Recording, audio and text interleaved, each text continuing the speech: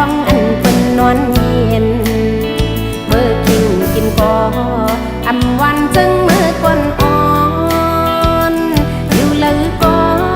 กุมเงาจนใจเมายาวเป็นก็พักเลเอานางก็เมาก็ย่อนใจลืมขึ้นก้อนไหล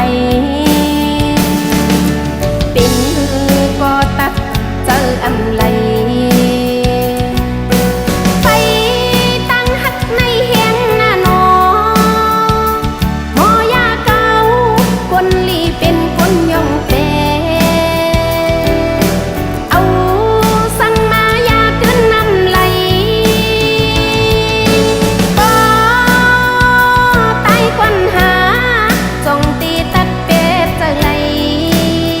เปิ้นว่าเงือก็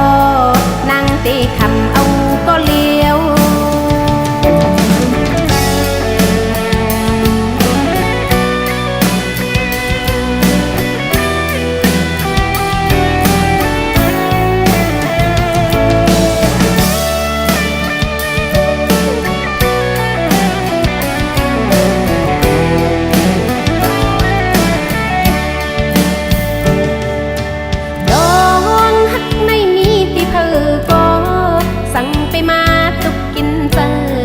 ยามฟ้องเลยหักเมียนเธอ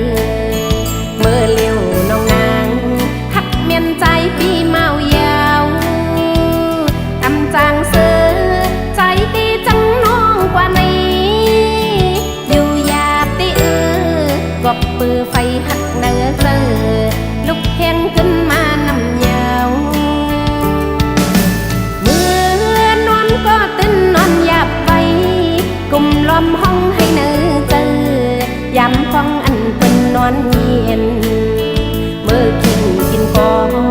อำวันจึงมือก้นอ่อนอยู่เลยก็กุมเงาจนใจเมายาวเป็นก็พักเลเอานางก็เมาก็ย่อนใจลืมขึ้นก้อนไหลเป็นก็ตัดเจออำไหล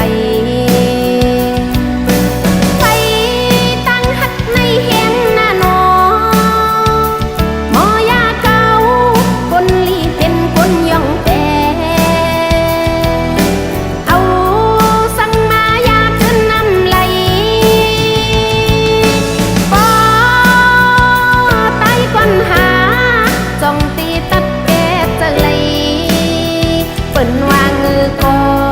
น้องเตะ